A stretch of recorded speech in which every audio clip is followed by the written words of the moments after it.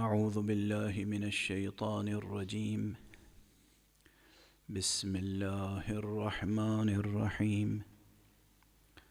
الحمد لله رب العالمين، والصلاة والسلام على أشرف الخلائق أجمعين، سيدنا وسيد الأولين والآخرين، حبيبنا وحبيب إله العالمين، إمام المرسلين وخاتم النبيين، أبي القاسم المصطفى محمد، اللهم صل على محمد وآل محمد، وعلى أهل بيته الطيبين الطاهرين الهداة المهديين المعصومين المظلومين، واللعنة الدائمة على أعداء الدين أجمعين. أما بعد، فقد قال الله تعالى عز اسمه في محكم كتابه ومتقن خطابه: بسم الله الرحمن الرحيم. قل لله المشرق والمغرب، يهدي من يشاء إلى صراط مستقيم. صدق الله العلي العظيم.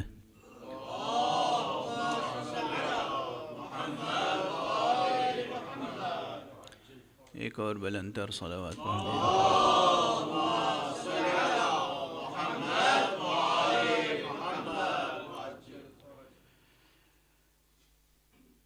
یہ کائنات خود اس مادی کائنات پر اگر آپ نظر ڈالیں تو آپ اس میں ایک خصوصیت پائیں گے کہ جس قدر آپ تحقیق کرتے چلے جائیں گے، نئے معانی، نئے مطالب، نئے حقائق سامنے آتے چلے جائیں گے۔ سائنس کی تاریخ اسی طرح آگے بڑھ رہی ہے۔ یہ زمین، کرۂ زمین، یہ آپ کے سامنے ہے، آپ کے قدموں کے نیچے ہے۔ سائنسدانوں سے پوچھئے کہ کیا اس کرۂ زمین سے متعلق تحقیق مکمل ہو گئی؟ اس کرۂ زمین سے متعلق اس کے اجزاء، عناصر، اس کے تراکیب، اس کی تہوں میں کیا کچھ ہے، اس میں کیا کچھ اور امکانات پوشیدہ ہیں، مکمل نہیں ہوئی ہے نا۔ کوئی سائنسداں یہ دعویٰ نہیں کر سکتا کہ اس کرۂ ارض، یہ اس پوری کائنات میں سے یہ ایک کرۂ ارض، اس پر جو آپ کے قدموں کے نیچے ہے، یعنی اگر زیادہ شاعرانہ تعبیر اختیار کروں تو کہوں جو آپ کی ٹھوکروں میں ہے، اس کی یہ خصوصیت ہے کہ جس قدر تحقیق کرتے چلے جائیں، نئے حقائق منکشف ہوتے چلے جاتے ہیں۔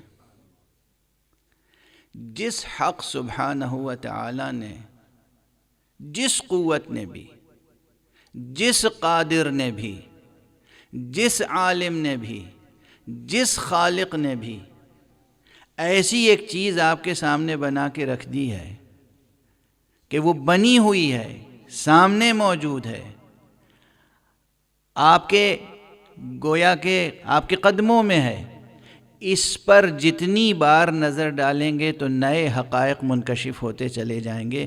خود اس کے حرف کن میں کتنی گہرائی ہوگی۔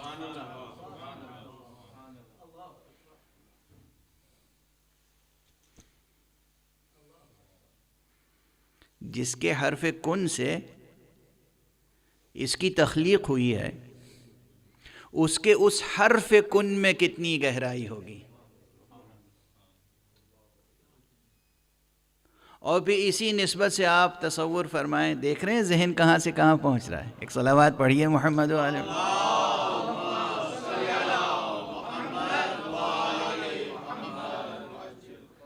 تو میں اکثر یہی کہا کرتا ہوں کہ میرا کام یہ ہے کہ ذہنوں کو، آپ کے سوئے ہوئے یا خوابیدہ ذہنوں کو بیدار کر دوں، جھنجھوڑ دوں، کچھ جگا دوں، سوچنے پر مجبور کر دوں۔ میں خود سوچتا رہتا ہوں اور چاہتا ہوں کہ آپ بھی میرے ساتھ سوچتے رہیں۔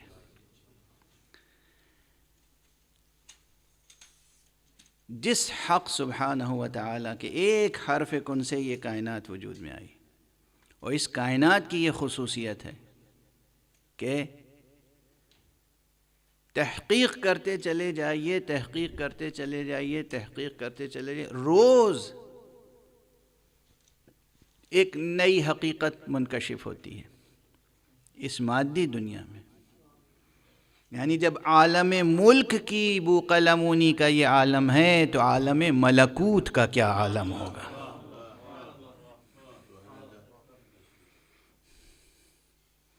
بعض حضرات نے، اب مکمل طور پہ تو میں متفق نہیں ہوں، لیکن بعض حضرات نے یہ جملہ لکھا ہے کہ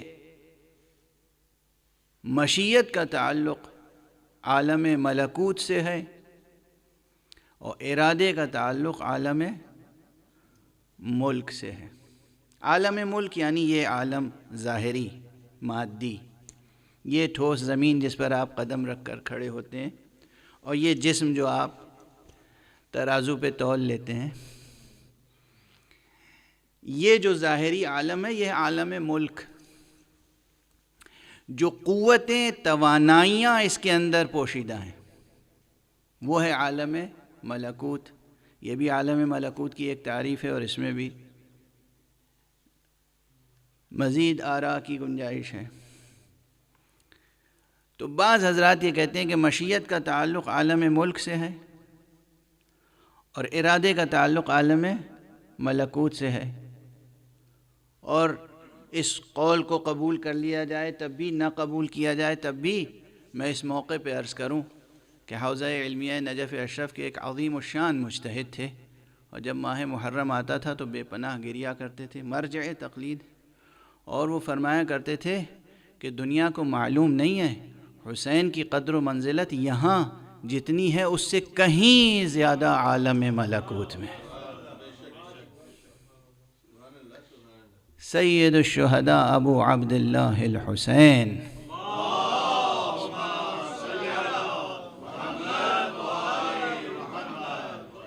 ان کی شان، ان کی عظمت، ان کی قدر و منزلت وہاں عالم بالا میں اس سے کہیں زیادہ ہے جتنی یہاں ہے۔ خاتم النبیین جسے اپنے شانے پر اٹھائے، عالم ملک میں اسے عالم ملکوت میں مشیت کس قدر بلندیوں پر رکھتی ہوگی، کون اندازہ کر سکتا ہے؟ ہماری عقلیں نارسائیں، ہماری عقلیں نارسائیں۔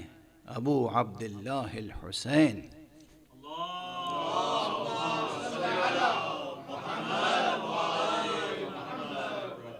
بہرحال یہ چند روز اشارات ہی میں گزر جائیں گے۔ مطالب اس ضمن میں، اس عنوان پر، مشیت اور حسین، اس عنوان پر مطالب بہت ہیں بے پناہ، جو 10 دن میں سمٹ نہیں سکتے اور سمیٹے نہیں جا سکتے، اور میں سمیٹنا بھی نہیں چاہتا۔ میں تو چاہتا ہوں کہ تسلسل فکری جاری رہے، اور کچھ یہ بھی مجبوری ہوتی ہے کہ جو مباحث علمی ہیں وہ جوں کہ توں سب کے سب ممبر پہ پیش نہیں کر سکتے۔ یوں ہی جو کچھ مطالب گزارش کرتا ہوں تو بعض حضرات اسی رسمی انداز میں سننا چاہتے ہیں مطالب کو جس انداز میں سنتے آئے ہیں، اور میری طبیعت میں ایک، بہرحال حق سبحانہ و تعالیٰ نے اگر یہ اہتمام رکھا ہے کہ وہاں تجلی میں تکرار نہیں ہے تو یہاں حرف میں تکرار کیوں ہو؟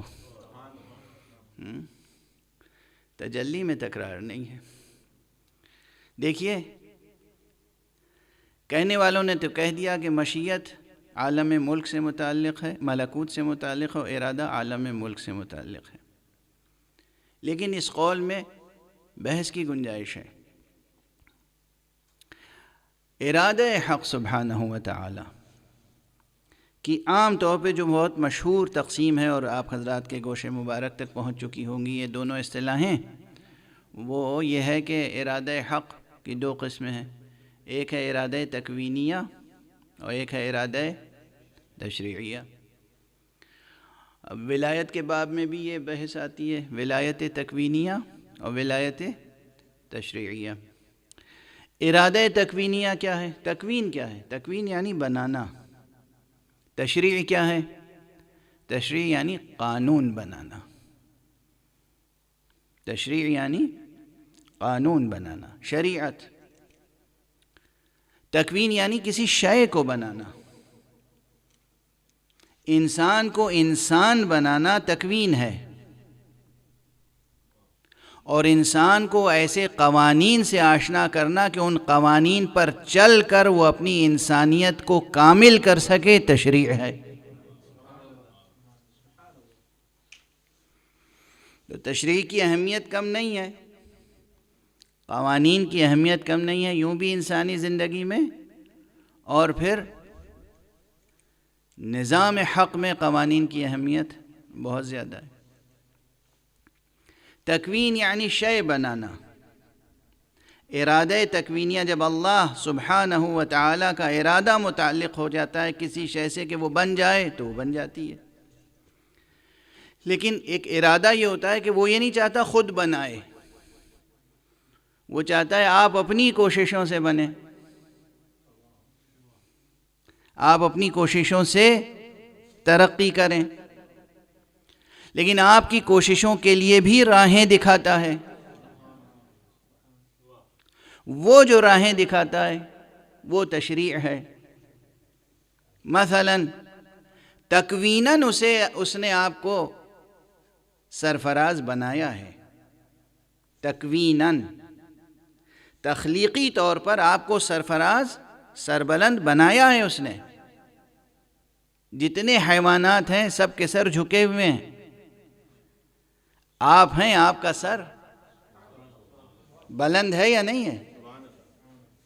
بھئی اس اعزاز پر، اس نعمت پر شکر ادا کرنا چاہیے یا نہیں؟ جتنے جانور آپ دیکھیں گے سب کے سر جھکے ہوئے ہیں، پرندوں کے بھی اڑتے ہیں فضا میں، سر رہتے ہیں زمین کی طرف۔ تو حشرات الارض سے لے کر اور چوپایوں سے لے کر اور پرندوں تک سب کے سر جھکے ہوئے ہیں۔ آپ ہیں، آپ کو تکویناً آپ کی بناوٹ ایسی ہے، ہیکل آپ کا ایسا ہے، یہ جسم ایسا بنایا، تخلیق ایسی کی کہ آپ کو سر بلند بنایا۔ یہ ہے تکوین، یہ ہے عنایت تکوین، لطف تکوین۔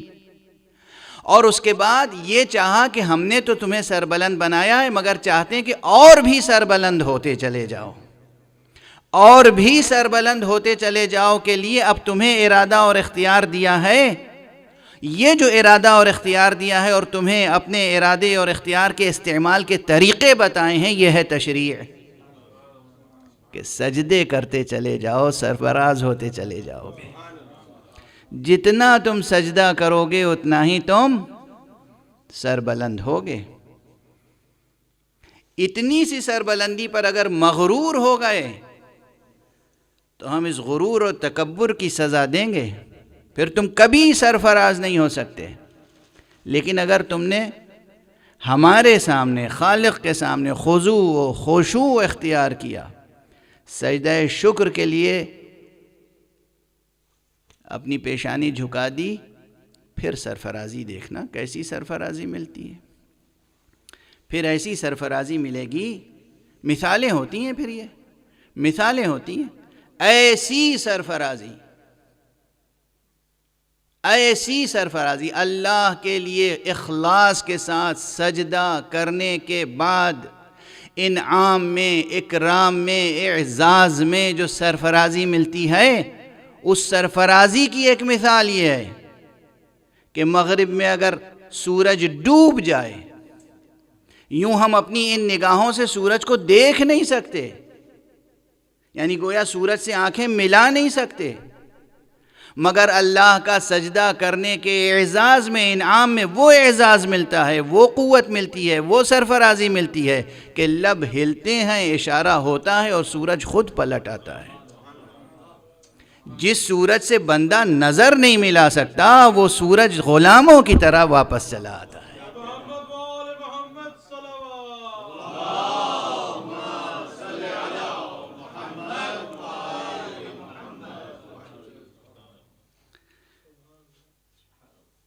سرفرازیاں ملتی ہیں۔ سرفرازی سے کیا مراد ہے؟ یعنی قد بلند ہو جاتا ہے۔ سرفرازی سے یہی مراد ہے کہ آپ کو اختیار عطا ہو جاتا ہے بِإِذْنِ خدا، ظاہر ہے بِإِذْنِ پروردگار، ہر چیز بِإِذْنِ پروردگار ہے۔ اس کائنات میں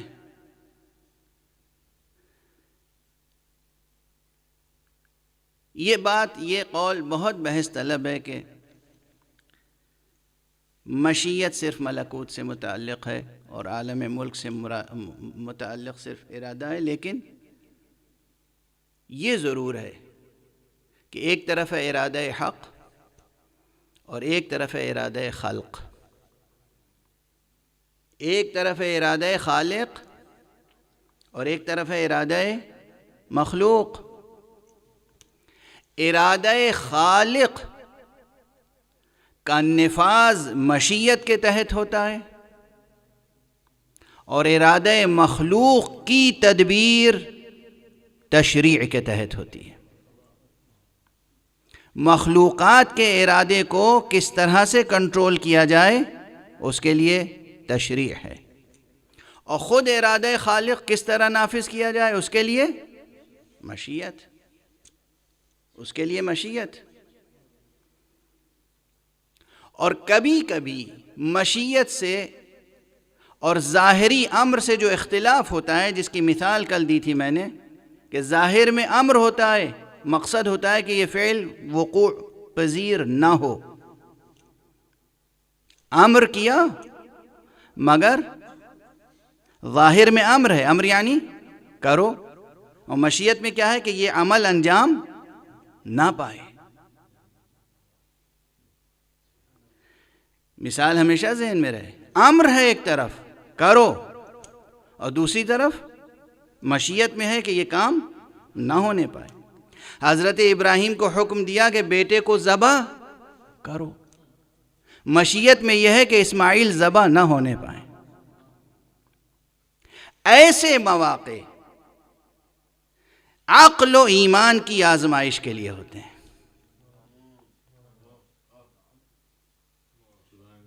ایسے مواقع، قرآنی مثال ہے نا، ایسے مواقع عقل اور ایمان کی آزمائش کے لیے ہوتے ہیں، اور آزمائشیں بھی افراد کے مطابق ہوتی ہیں۔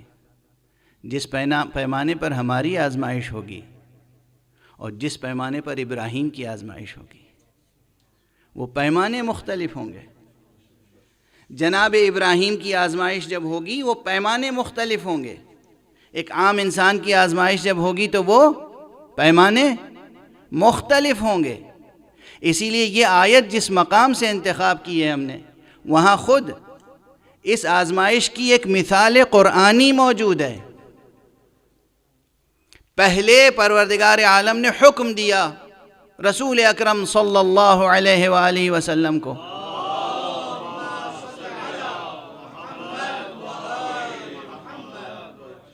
کہ اے حبیب آپ بیت المقدس کی طرف رخ کر کے نماز پڑھا کریں، جسے ہم اردو میں بیت المقدس کہتے ہیں۔ بیت المقدس کی طرف رخ کر کے نماز پڑھا کریں، قدس کی طرف رخ کر کے نماز پڑھا کریں، وہ ہے قبلہ آپ کا۔ سب کو معلوم ہے کہ کس طرف رخ کر کے نماز پڑھ لیں۔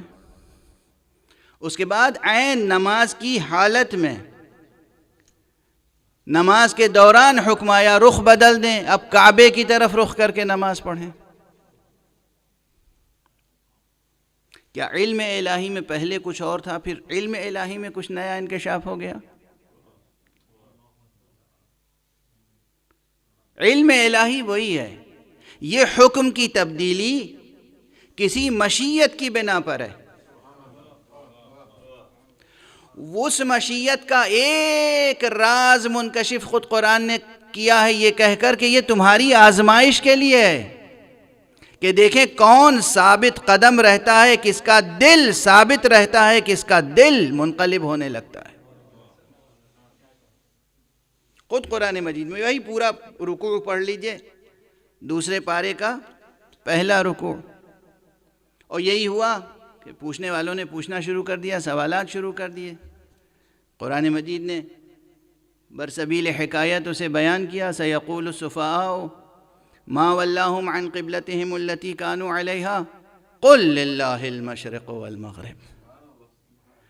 یہ جو نادان لوگ ہیں، سفیہ لوگ ہیں، سفہاء سفیہ کہتے ہیں کم عقل کو، بے تدبیر کو۔ اب اور اس کے علاوہ جو الفاظ مناسب نہیں ہے کہ یہاں پہ ذکر کیے جائیں۔ ایک صلوات پڑھ دیجئے محمد والا۔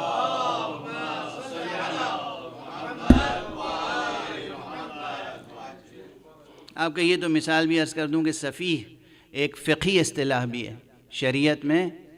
سفیہ اسے کہتے ہیں کہ جس کو خود اس کے مال میں تصرف سے روک دیا جائے، یعنی مال آپ کا، بینک اکاؤنٹ آپ کا، زمین جائیداد آپ کی، مگر شریعت کہے گی آپ کا ہے، آپ مالک، آپ کی ملکیت مسلم، یہ مال محفوظ، مگر آپ کو اس میں تصرف کا حق نہیں ہے۔ کیوں؟ اس لیے کہ ہماری نظر میں آپ تصرف کرنا نہیں جانتے، آپ خود اپنا نقصان کر لیں گے، آپ برباد کر لیں گے اپنے آپ کو، اپنا فیوچر برباد کر لیں گے، اپنے بیوی بچوں کے لیے سب مال ضائع کر دیں گے۔ کل آپ کے بچے کاسلیس ہو جائیں گے، فقیر ہو جائیں گے، گدھا ہو جائیں گے۔ آپ اس طرح خرچ کر رہے ہیں اپنا مال۔ اگر کوئی شخص ایسی عقل رکھتا ہو کہ وہ خود اپنے مال میں تصرف کرنا نہ جانتا ہو، حد سے زیادہ اسراف کرتا ہو، تو پھر شریعت آ کر اس پر کنٹرول کرتی ہے۔ اسے کہتے ہیں، اس شخص کو کہتے ہیں سفیہ، اور پھر وہ ہو جاتا ہے محجور، اور حکم حجر قائم ہو جاتا ہے اس پر کہ آپ اپنے مال میں تصرف نہیں کر سکتے، جب ضرورت پڑے پوچھئے اور پھر عمل کیجئے۔ یہ ہے شریعت۔ پوچھئے شارع سے، حاکم شرع سے پوچھئے کہ یہ مال ہے میرا، یہ میری ضرورت ہے، آپ اجازت دیتے ہیں میں خرچ کروں؟ جب وہ جائزہ لے گا کہ نہیں واقعاً جینوین ہے آپ کی ضرورت، تو کہے گا جائیے آپ کا مال ہے، آپ خرچ کر لیجئے۔ اور اگر آپ گئے اور اس نے جائزہ لیا کہ نہیں یہ جینوین ضرورت نہیں ہے، آپ اسراف کر رہے ہیں، برباد کر رہے ہیں اپنا مال، تو شارع کہے گا نہیں، ہرگز نہیں، مال آپ کا ہے، محفوظ ہے، آپ خرچ نہیں کر سکتے، ہم اجازت نہیں دے سکتے۔ واضح ہے؟ تو سفیہ کی ایک ڈیفینیشن یہ بھی ہے۔ اس سفیہ کی جمع ہے سفہاء، تو یہ تو ایک مخصوص ڈیفینیشن ہے۔ سفہاء یعنی کم عقل، بے عقل، نادان، سادہ لوح، جو بھی چاہے کہہ لیجئے ہمدردی کے ساتھ۔ سیقول السفہاء من الناس، لوگوں میں سے جو سفیہ ہیں وہ یہ کہتے ہیں یا کہیں گے کہ ما ولاہم عن قبلتہم التی کانوا علیہا، یہ جس قبلے کی طرف تھے، جس قبلے پر تھے، اس سے ان کو کس نے رخ موڑ دیا؟ قل للہ المشرق والمغرب، کہہ دیجئے اے حبیب کہ اسی کے لیے ہے مشرق بھی اور مغرب بھی، ساری سمتیں اسی اللہ کے لیے ہیں۔ یہدی من یشاء الی صراط مستقیم، وہ جس کو چاہتا ہے صراط مستقیم کی طرف موڑ دیتا ہے، صراط مستقیم کی ہدایت فرما دیتا ہے۔ اب ایک راز ضرور ہے یہاں پر، کیا تہ در تہ مطالب ہیں قرآن مجید کے۔ یہاں بھی لفظ آیا ہے صراط مستقیم، اللہ تو جدھر موڑ دے وہ صراط مستقیم ہے، اللہ جدھر موڑ دے وہی صراط مستقیم ہے۔ لیکن جب کعبے کی طرف موڑا ہے تب کہا ہے صراط مستقیم کی طرف موڑ دیتا ہے۔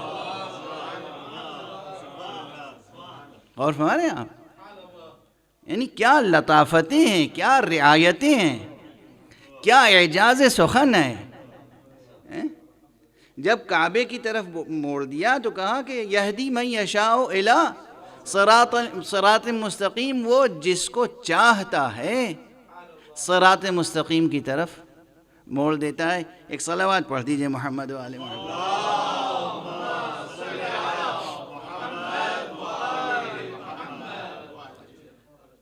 خود اپنا پڑھا ہوا نقطہ دوبارہ دہرانے میں لطف تو نہیں آتا، لیکن میں اس وقت کسی فرمائش پہ عمل کر رہا ہوں۔ کسی نے فرمائش کی ہے تو میں یاد دہانی کرا رہا ہوں کہ یہاں خاص اس مقام پر راز جو نہفتہ ہے وہ ایسا نہفتہ بھی نہیں ہے، اتنا پوشیدہ بھی نہیں ہے۔ اس لیے کہ ایک سوال قائم کر لیجئے ذہن میں، اس کے بعد جو ہے سبب رخ موڑنے کا، قبلے کی تبدیلی کا سبب خود قرآن نے کیا کہا ہے؟ ایک سبب یہ بتایا کہ قد نرا تقلب وجہک فی السماء، قد نرا تقلب وجہک فی السماء فلنولینک قبلۃ ترضاہا۔ اے رسول، اے حبیب، اے خاتم، اے نبی مرسل، ہم دیکھ رہے ہیں کہ آپ بار بار آسمان کی طرف دیکھ رہے ہیں۔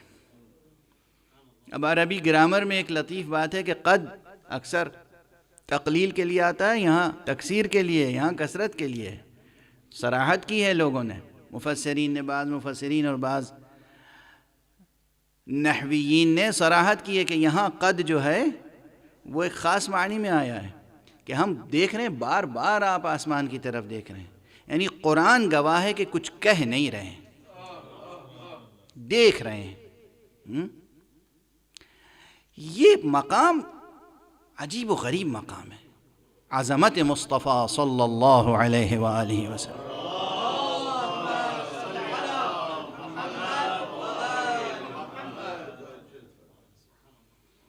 قرآن کہہ رہا ہے قد نرا تقلب وجہک فی السماء فلنولینک قبلۃ ترضاہا، ترضاہا، ہم دیکھ رہے ہیں کہ آپ بار بار رخ اٹھا کر، چہرہ اٹھا کر آسمان کی طرف دیکھتے ہیں، اب ہم آپ کو ایک ایسے قبلے کی طرف موڑ دیں گے کہ آپ راضی ہو جائیں گے۔ اللہ، غور فرمائیے، یہ وہ مقام ہے قرآن مجید کا، ایک عجیب و غریب مقام ہے جہاں مصطفیٰ کی بھی عظمت سامنے آتی ہے، نفس مصطفیٰ کی بھی عظمت سامنے آتی ہے۔ ایک صلوات پڑھ دیجئے محمد و آل محمد۔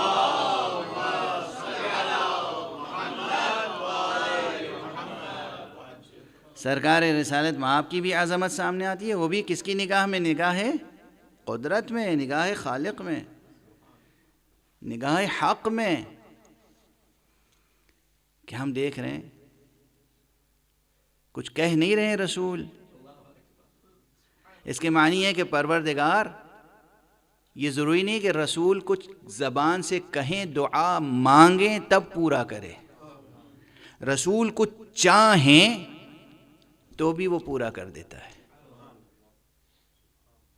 اس لیے کہ خود قرآن، متن قرآنی ہے، صراحت سے قرآن یہ نہیں کہہ رہا کہ آپ کہہ رہے ہیں کچھ، دعا کر رہے ہیں اور ہم آپ کی دعا ضرور قبول کریں گے۔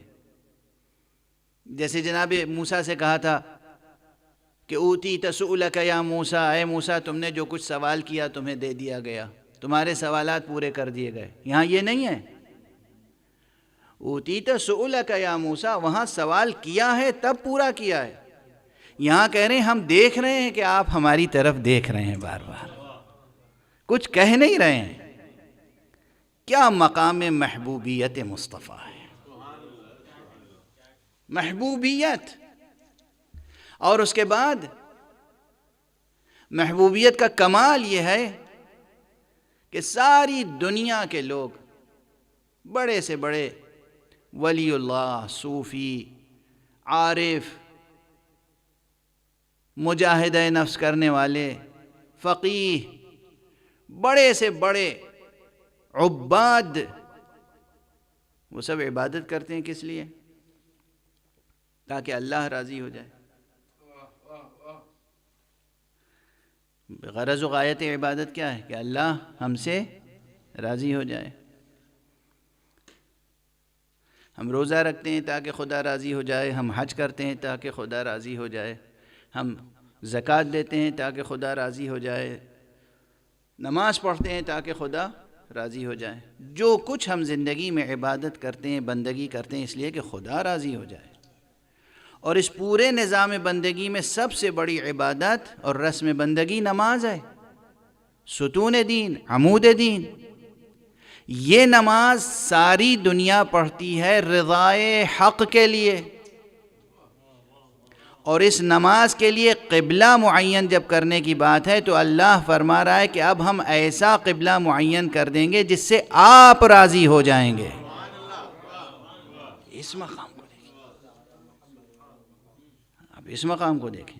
یہ نہیں فرما رہے ہیں کہ میں راضی ہو جاؤں گا، اے رسول میں ایسے قبلے کی طرف موڑ رہا ہوں جس میں میری رضا ہے، میں یہ چاہتا ہوں کہ اس طرف رخ کر کے نماز پڑھو. اے محمد میں یہ چاہتا ہوں کہ میں چاہتا تھا اب تک اس طرف رخ کر کے نماز پڑھو، اب میں یہ چاہتا ہوں کہ تم اس طرف رخ کر کے نماز پڑھو.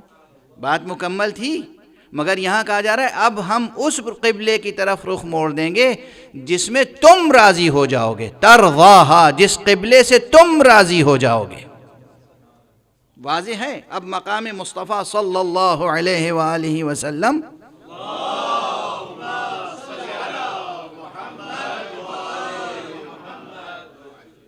واضح ہوا. یعنی یہ ایک مقام نہیں، اور بھی مقامات ہیں قرآن مجید میں، لیکن یہاں پر آپ دیکھیں کہ یہ عجیب و غریب منزل ہے.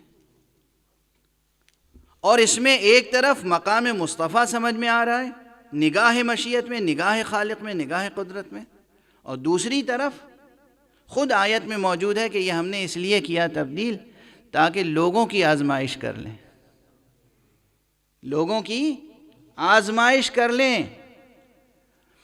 یعنی عجیب منزل ہے. کیسے ہوں گے وہ ایمان لانے والے کہ مصطفیٰ کی عظمتیں ظاہر ہونے پر جن کے دلوں کی آزمائش ہوتی ہو،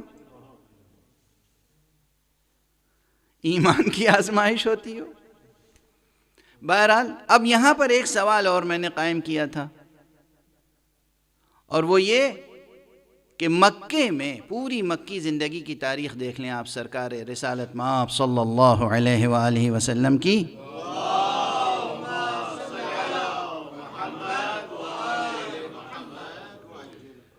مکے میں عموماً آپ کو اذیتیں دی جاتی رہیں، تکلیف اٹھائی آپ نے.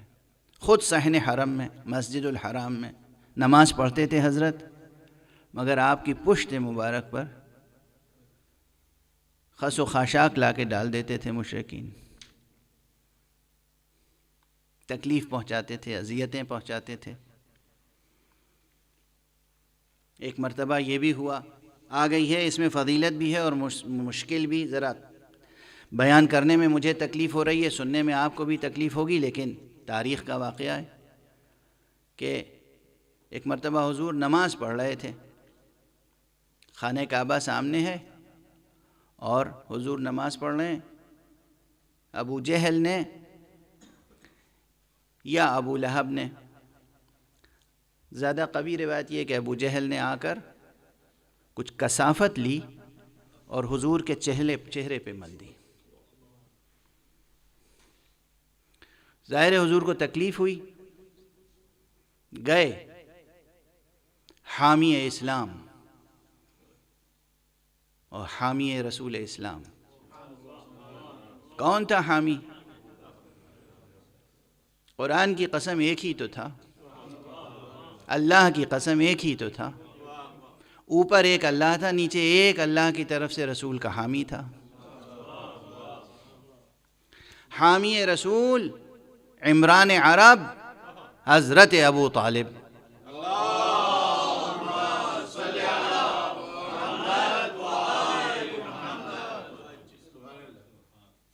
گئے چچا، آپ یہ دیکھ رہے ہیں آپ کے ہوتے ہوئے آپ کے بھتیجے کی ایسی توہین. آپ نے بنی ہاشم کے تمام جوانوں کو بلایا اور مسجد الحرام میں تشریف لائے. جیسے ہی دیکھا کہ حضرت ابو طالب تشریف لا رہے ہیں، سب نے چاہا کہ میدان سے فرار کر جائیں. آپ نے آواز دی کہ ایک شخص نے بھی اگر فرار کیا تو اس کے سر و گردن میں جدائی ہو جائے گی، جو جہاں ہے وہیں رہے. اس ایک آواز کے بعد مجال نہیں تھی کہ کوئی اٹھ کے چلا جاتا. کیا رعب تھا، کیا دبدبا تھا، کیا سیادت تھی، کیا قیادت تھی. ہیبت، قوت، سیادت، قیادت.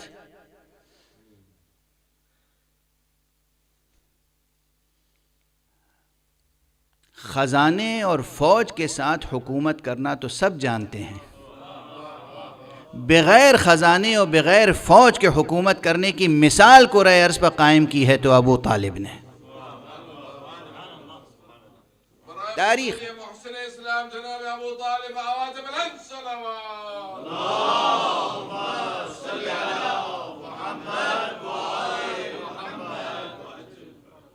بغیر خزانے کے اور بغیر فوج کے حکومت کی ہے تو حضرت ابو طالب نے. رئیس مکہ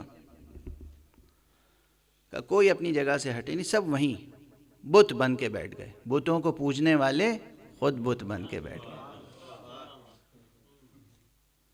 اور اس کے بعد بنی ہاشم کے جوانوں سے کہا کہ یہ کثافت جو محمد کے چہرے پہ ملی تھی انہوں نے لاؤ اور سب کے چہروں پہ ملو. اور سب کے چہروں پر وہ کثافت ملی گئی.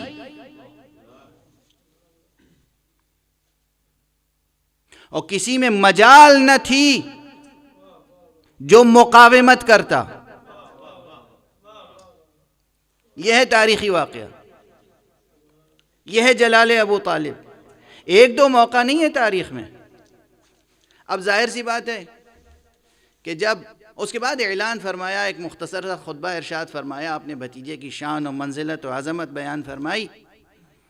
وہ تاریخ کا ایک باب ہے، وہ کلمات اگر بیان کروں گا تو پھر تقریر کا رخ کسی اور طرف ہو جائے گا.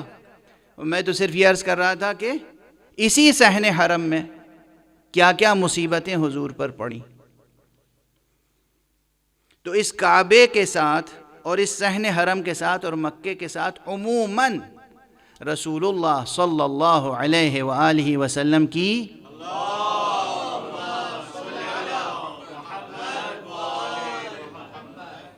تلخ یادیں وابستہ تھیں، ناگوار واقعات تھے. اور قدس کے ساتھ تو اس قدر عظیم الشان واقعہ وابستہ تھا کہ جس پر پوری ملت اسلامیہ ناز کرتی ہے اور خدا ناز کرتا ہے. خدا ناز کرتا ہے اس واقعے پر. قدس وہ مسجد ہے کہ جہاں سے حضور کو معراج ہوئی تھی. مسجد حرام سے لے کر مسجد قدس تک اسراء، اور مسجد اقصی سے پھر معراج. تو جہاں سے حضور کو معراج نصیب ہوئی اس طرف رخ کر کے نماز پڑھتے تھے مگر دل راضی نہ تھا. چاہتے یہ تھے کہ کعبے کی طرف رخ کر کے نماز پڑھیں. تو مجھے حق ہے نا یہ پوچھنے کا، یا رسول اللہ وہ کون سی یاد ہے جو کعبے سے وابستہ ہے؟ یعنی مسجد اقصی سے آپ کو معراج ہوئی ہے، وہ معراج جس پر حق سبحانہ و تعالی نے ناز کر کے بیان کیا ہے، سبحان الذی اسری بعبدہ لیلا من المسجد الحرام الی المسجد الاقصی الذی بارکنا حولہ لنریہ من آیاتنا. یہ جو ناز فرمایا ہے پروردگار نے، کیا کہنا اس معبود کا جو اپنے عبد کو لے گیا. اتنا بڑا واقعہ جس پر اللہ ناز فرمائے، اتنا بڑا واقعہ، اتنی بڑی فضیلت جس پر اللہ ناز فرمائے، وہ وابستہ ہے کہاں سے؟ مسجد اقصی سے. اور خانہ کعبہ سے اس سے بھی بڑی کوئی چیز وابستہ ہے کیا؟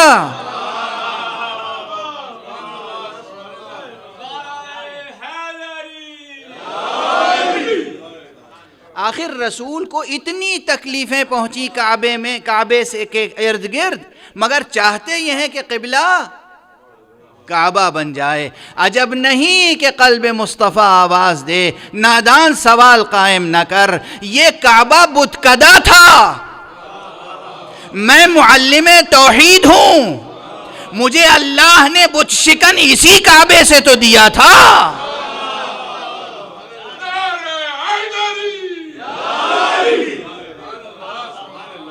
اس لیے میرا دل یہ چاہتا ہے کہ جہاں سے بت شکن ملا ہے قبلہ بھی اسی طرف ہو جائے، تاکہ سجدہ ہو خالق کا تو اس طرف ہو جہاں سے ہمیں وہ ملا ہے جس نے اس کعبے کو قبلہ بنا دیا۔ اور فرمایا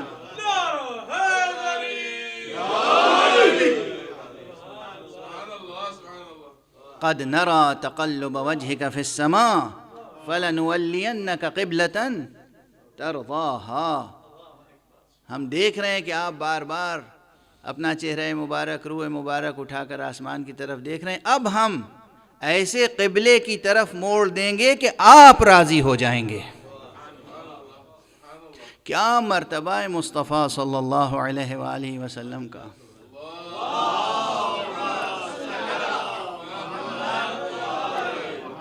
وہی پرانی ترکیب استعمال کر رہا ہوں، رضا جوئی مصطفیٰ۔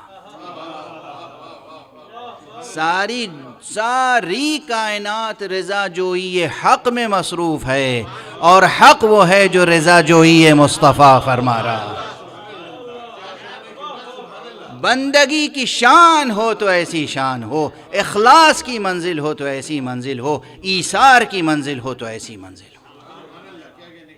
یہ منزلت کیوں حاصل ہوئی مصطفیٰ صلی اللہ علیہ وآلہ وسلم کو؟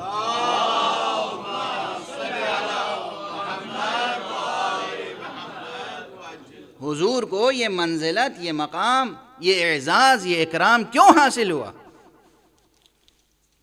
آپ کی قربانیوں کے نتیجے میں، آپ کے ایثار کے نتیجے میں۔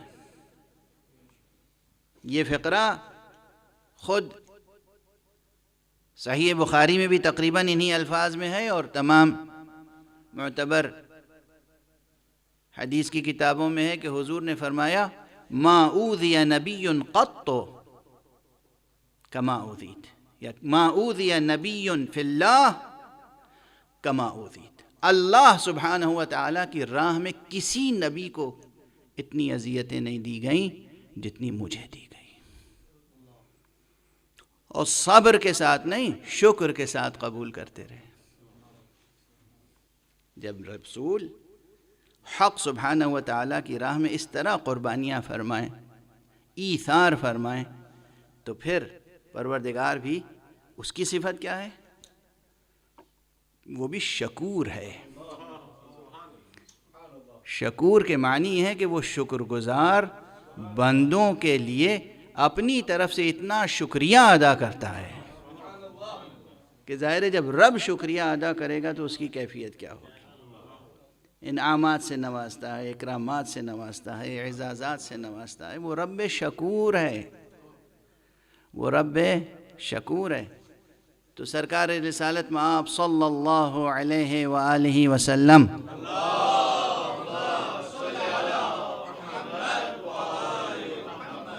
نے اذیتیں اٹھائیں، اور اب اگر ظاہری اعتبار سے آپ حضرات سیرت کا مطالعہ فرمائیں اور انبیاء کی سیرتوں کا مطالعہ فرمائیں تو آپ دیکھیں گے کہ یوں تو دوسرے انبیاء بظاہر زیادہ مصائب سے دوچار ہوئے، ایسے بھی نبی ہیں جنہیں آرے سے زندہ چیر دیا گیا، ایسے بھی نبی ہیں جنہیں زندہ دفن کر دیا گیا، ایسے بھی نبی ہیں جنہیں زندہ ٹکڑے ٹکڑے کیا گیا، ایسے بھی نبی ہیں جنہیں سولی پر اور دار پر چڑھایا گیا۔ حضور کی ظاہری زندگی میں ایسے واقعات تو پیش نہیں آئے،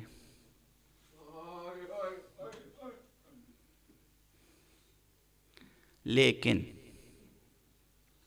اب دیکھنا پڑے گا کہ حضور کی جو ظاہری زندگی ہے، ظاہری زندگی خود کیا اس ظاہری زندگی کو سن 10 ہجری اور 11 ہجری تک محدود رکھیں، یا ہم یہ دیکھیں کہ یہ تمام واقعات ہوئے ہیں پیغمبر کی زندگی میں، اور ان واقعات کی بنا پر پیغمبر نے کہا کہ مجھے جتنی اذیتیں دی گئیں اتنی کسی کو نہیں دی گئی۔ اب اتفاق ہے کہ گفتگو داخل ہو گئی جلد آج باب مصائب میں، تو ٹھیک ہے، محرم کے ایام ہیں، یہ تو ایام ہی گریہ کرنے کے لیے ہیں۔ آپ دیکھیں کہ پیغمبر اکرم کی حیات طیبہ کو پھر 10 ہجری تک اور 11 ہجری تک محدود نہ رکھیں۔ جب تک وہ افراد زندہ رہیں گے جن کے لیے حضور نے کہا یہ مجھ سے ہیں میں ان سے ہوں، جب تک وہ افراد رہیں گے گویا حضور کا وجود باقی ہے۔ ان افراد میں آخری فرد حسین ابن علی کی ہے کہ جناب امام حسین علیہ السلام کے لیے مشہور ہے یہ حدیث، حسین منی وانا من حسین، حسین مجھ سے ہیں اور میں حسین سے۔ تو اب جب تک سرکار سید الشہداء ہیں، امام حسین ہیں، گویا حسین نہیں ہیں، محمد ہیں۔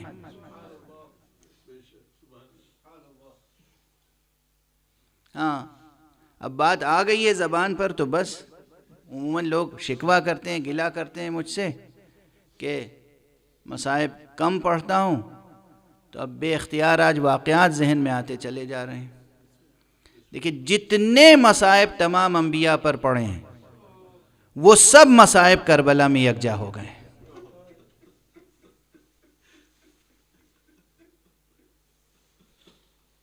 اسی لیے میں کہتا ہوں کہ کربلا کی تاریخ تفصیل کے ساتھ اب تک بیان نہیں ہوئی ہے۔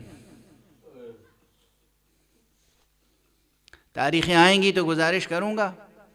دشمنوں نے صرف حسد اور کینے کی بنا پر ایسا بھی ہوا کہ کربلا میں حسین کا کوئی عزیز شہید ہوا، اور اس کے بعد آقا حسین کی شہادت کے بعد پھر اس شہید کے لاش کے ٹکڑے ٹکڑے کیے گئے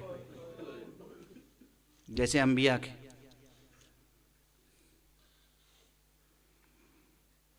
اور کم سے کم ایک واقعہ تو وہ ہے کہ آقا حسین کی حیات طیبہ میں اس شہید کو گھوڑوں کی ٹاپوں سے ٹکڑے ٹکڑے کر دیا گیا۔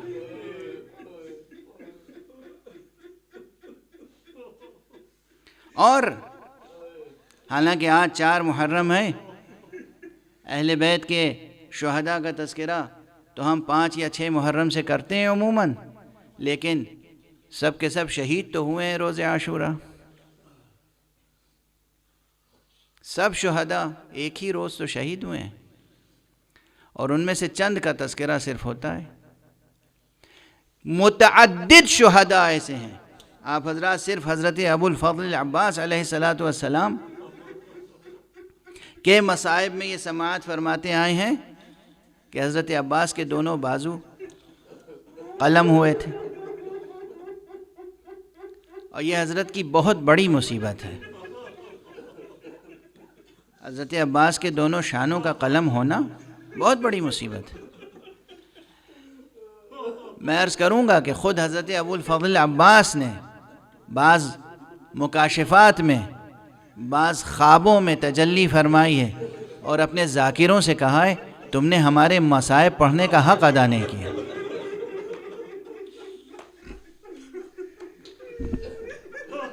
اور جب ان ذاکروں نے ہاتھ جوڑ کے کہا آقا ہم نے تو آپ کے مصائب پڑھنے میں کوئی کوتاہی نہیں کی، تو آپ نے فرمایا تم نے اس رخ سے ہمارے مصائب نہیں پڑھے کہ دیکھو ہر شہید جب گھوڑے سے زمین پر آتا تھا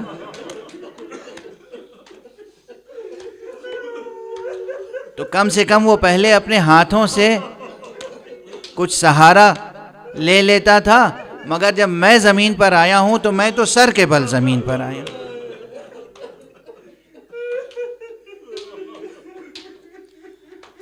اجرکم علی اللہ، اجرکم علی اللہ۔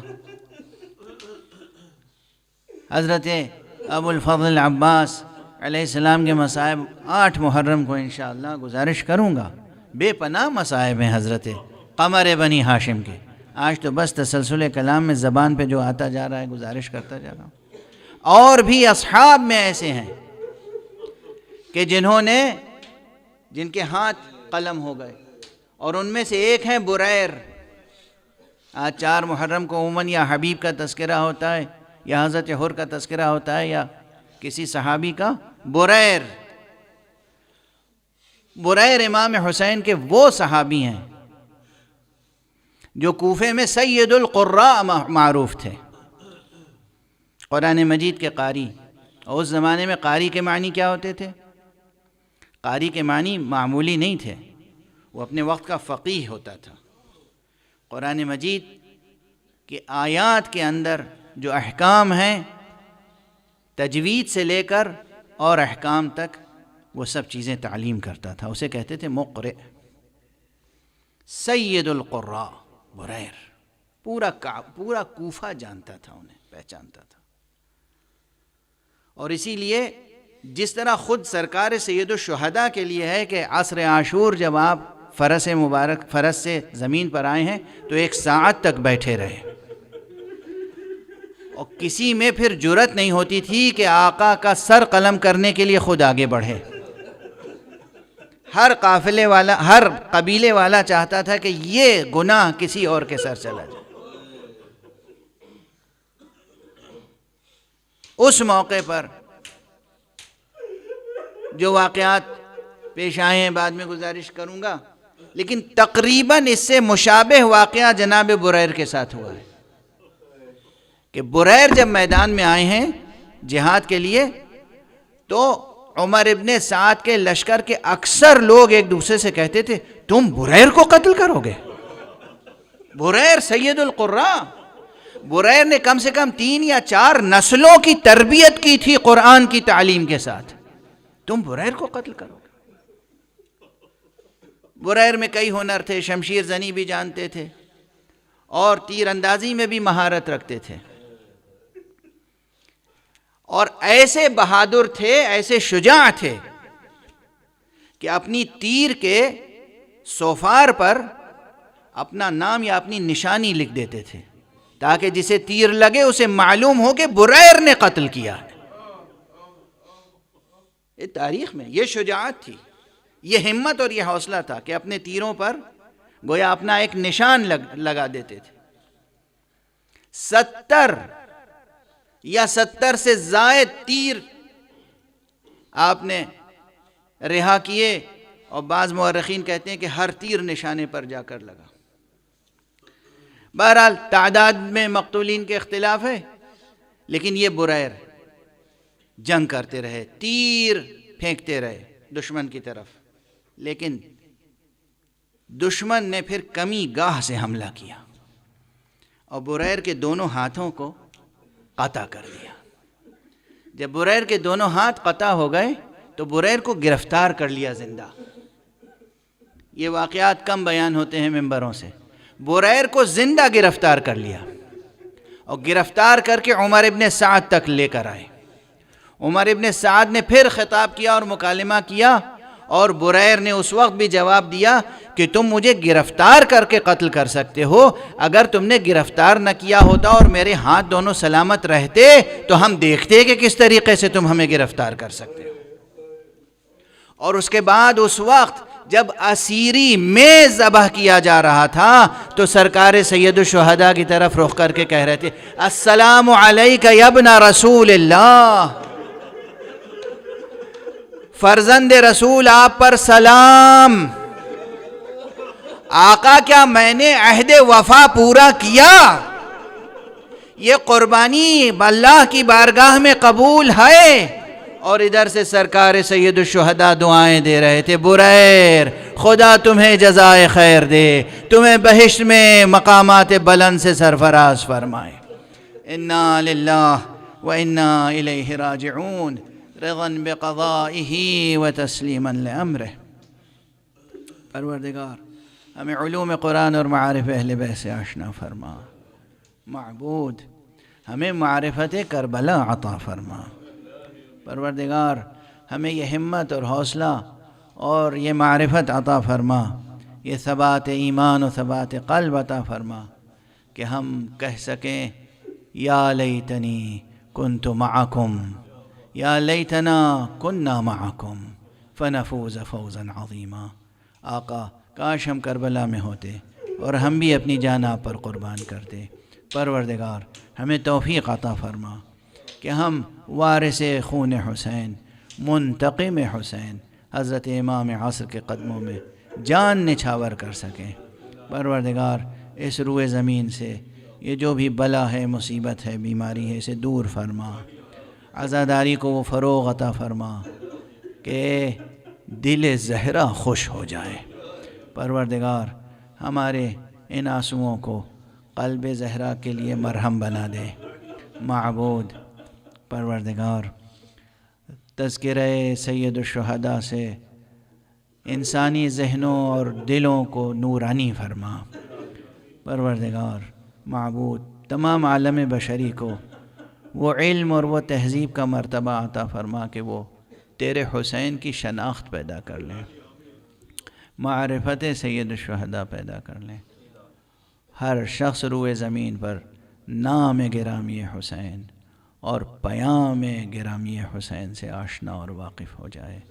پروردگار اپنے ولی عصر کو اذن ظہور عطا فرما اور ان کے ہاتھوں سے اپنی رحمت و رافت و عدالت کا پرچم لہرا۔